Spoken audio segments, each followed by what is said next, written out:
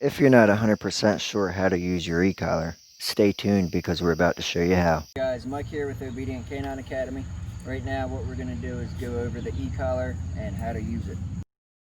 Anytime that you see this blue flashing light appear during this video, I am using the e-collar. On both the receiver and the remote, they both have, one has a red nipple, one has a red indent. Touch them together, it turns the receiver on. Push and hold the big button in the back, it has a L, that turns on. Push it again, flashes, again, steady light, again, and it turns off. This here is how you turn it up and down. This button is going to be the stem, and that will be on a 15. If you hit the red, it goes up 5 higher. And this is the vibrate.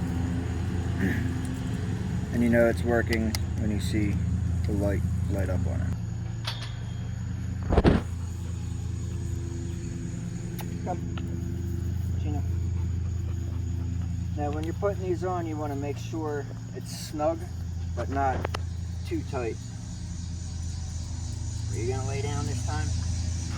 Good boy. So right now, just so I can get them up, I'm just going to put it on. Sit. Good.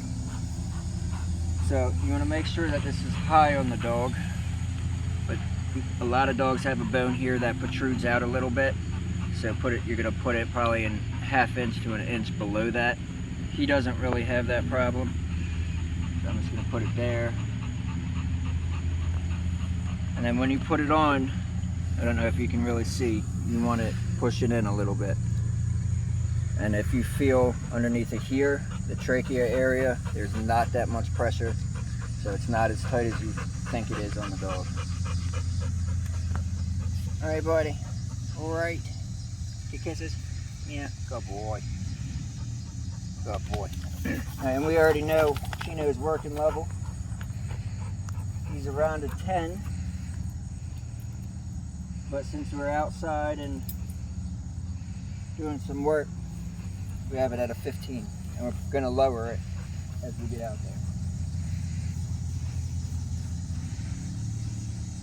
So this is one of the things, wait, this is one of the things that we teach every dog that comes here, is wait at doorways, gates, and other thresholds. Okay, okay, good boy.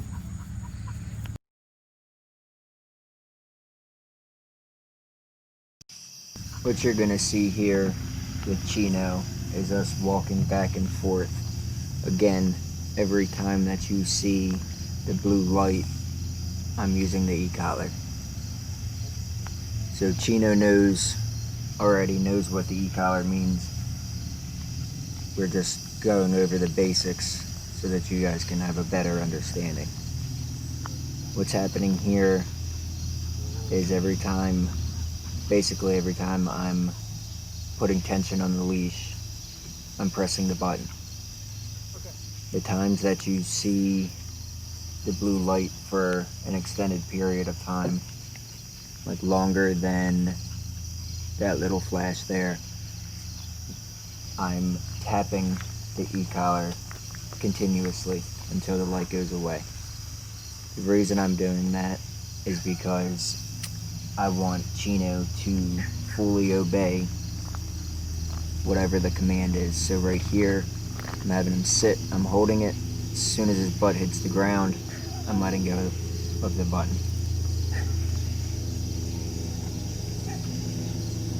And Chino's pretty nervous when it comes to laying down. Plus, we're laying down on asphalt, and there are fresh chips on there.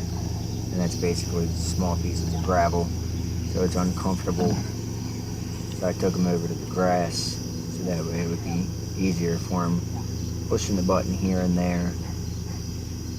And again, we are not using these collars just as a correction. This is more of a communication device.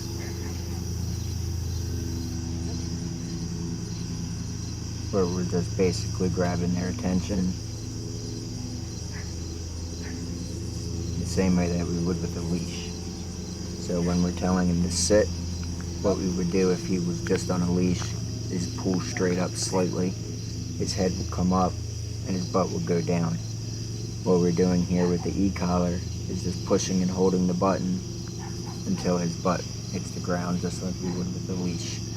And what we did right there was, when I have him aside, I don't want him sniffing. I don't want him doing anything other than just walking with me. So when his nose was on the ground, I was tapping the stim button.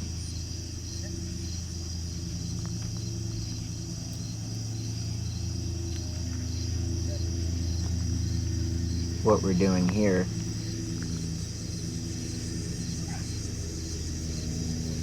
is I'm stepping out with my right leg, and Chino should stay because he's only supposed to move when I have him, or I mean when I move my left leg.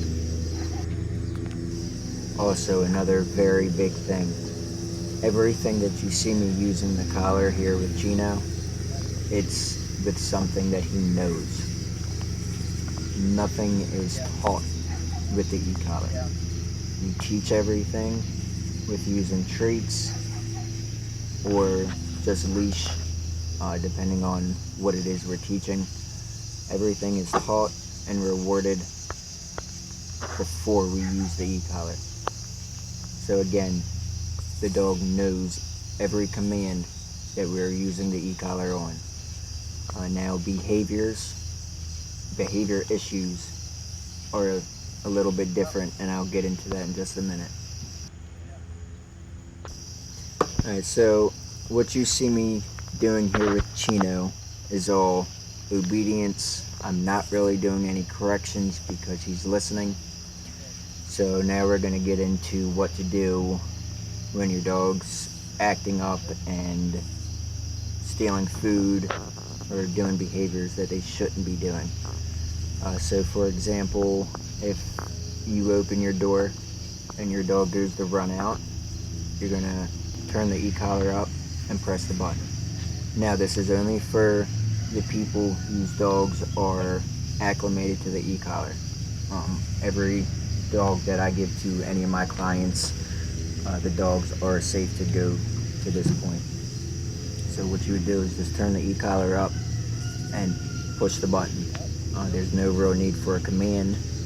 If the dog makes it out the door, use the recall command, which is typically come or here.